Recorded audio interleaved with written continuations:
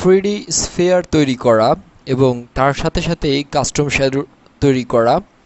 আমরা আমাদের এই লেসনে মূলত 3D স্ফিয়ার কিভাবে তৈরি করতে হয় তা দেখি।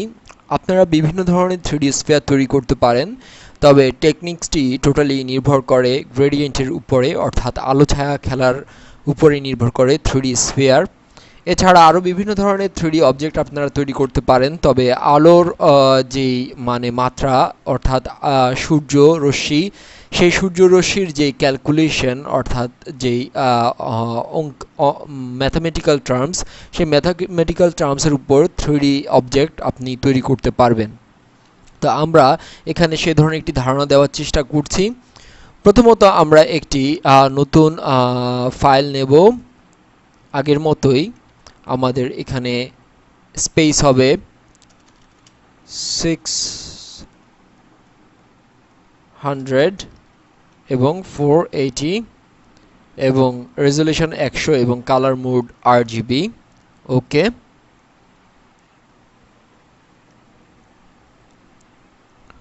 প্রথমত আমরা আমাদের টুলবক্স থেকে যে বৃত্ত রয়েছে মাস্ক, সেই মাস্কটি আমরা চুজ করব এবং আমাদের নিউ লেয়ারে আমরা একটি লেয়ার ক্রিয়েট করব।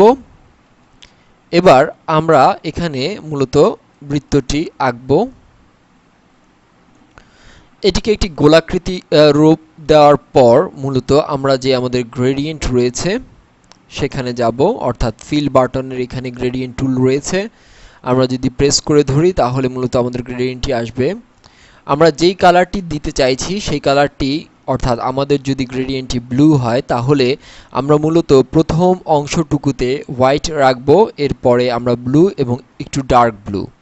তবে আমরা যদি ব্লুর পরিবর্তে আমরা যদি অন্য কালার ইউজ করি, সাপোজ আমরা যদি রেড কালার ইউজ করতে চাই বা গ্রিন কালার ইউজ করতে চাই, তাহলে আমরা সেই কালারটি আমরা সিলেক্ট করে নেব। আমরা এখানে একটু ডার্ক ইয়েলো কালার ইউজ করব এবং এখানেও আমরা মূলত ইয়েলো ব্ল্যাক যে অংশটুকু রয়েছে,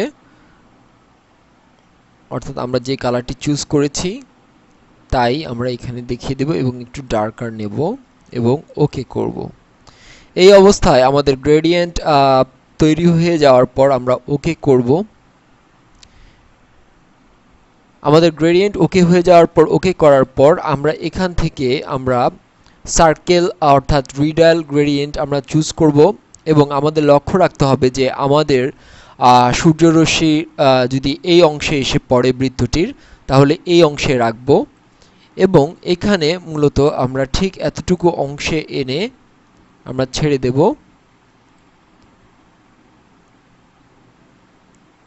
এতে করে আমাদের হোয়াইট পার্টটি এই অংশে রয়েছে এবং ডার্কার পার্টটি এই অংশে রয়েছে। আমরা যদি কন্ট্রোল ডি দেই তাহলে আমরা দেখতে পাবো যে আমাদের যে বৃত্তটি আমরা তৈরি করতে চাচ্ছি এটি স্মুদার এবং একটু 3D শেপ নিয়েছে। আমরা আমাদের বৃত্তটিকে আরেকটু বোঝার জন্য, 3D ভাবে বোঝার জন্য আমরা যে কাজটি করেছি, যে সেম লেয়ারে আমরা এখানে একটি অংশ কাট করেছি। সাপোজ সরি আমাদের যে গ্রেডিয়েন্ট আমরা দিয়েছি, আমাদেরকে অবশ্যই আবার এই রিডায়াল সিলেক্ট করতে হবে টুলবক্স থেকে। এই অবস্থায় আমরা এখানে একটি স্ফিয়ার তৈরি করেছি, আবার নতুন করে রিডায়াল মাস্ক তৈরি করেছি এবং এই মাস্কটি তৈরি করার পর মূলত আমরা এখানে বাই ডিফল্ট যে ডিলেট রয়েছে হোয়াইট কালারের, আমরা তা প্রেস করেছি। ডিলেট কি প্রেস করার সাথে সাথেই আমাদের এখানে হোয়াইট অংশটুকু ফুটে উঠবে। এই অবস্থায় সিলেকশনে এসে আমরা আমাদের মডিফাইয়ে কন্ট্রাক্ট যে পজিশনটি রয়েছে তা কমিয়ে 5-এ আনবো এবং ওকে করব। এবার এখান থেকে যে কোনো একটি হার্ড ফিল কালার সিলেক্ট করে আমরা মূলত পেইন্ট বাকেটে এসে মিডলে পেইন্ট করব। এবার আমরা কন্ট্রোল ডি দিয়ে আমাদের মাস্কিং তুলে নেব এবং এখানে যে ম্যাজিক ওয়াইন্ডার রয়েছে তা সিলেক্ট করে আমরা এই সাদা অংশে ক্লিক করব। এবার আবারও সেম গ্রেডিয়েন্টটি আমরা সিলেকশন করব এবার আমরা আমাদের গ্রেডিয়েন্টটি ঠিক আস্তে করে এই অংশ থেকে এই অংশে আমরা ড্র্যাগ করব। এবার কন্ট্রোল ডি দিয়ে মাস্কিং তুলে আমরা ম্যাজিক ওয়াইন্ডার নিয়ে আবার এই হার্ড ফিল অংশটুকু সিলেক্ট করব আর গ্রেডিয়েন্ট সিলেক্ট করব। গ্রেডিয়েন্ট সিলেক্ট করার পর আমরা এবারে রিভার্স স্ফিয়ার অর্থাৎ ঠিক এই অংশটুকু থেকে আমরা এই অংশে দেখাবো, অর্থাৎ মনে হবে যেন কিছু ইন্টারসেক্ট করেছে একে। আমরা আরেকটু হোয়াইট পার্ট রাখতে চাইলে ঠিক এভাবে টানতে পারি, ব্ল্যাক পার্ট বেশি রাখতে পারি। এবার কন্ট্রোল ডি দিয়ে আমরা মাস্কিং তুলে নেব।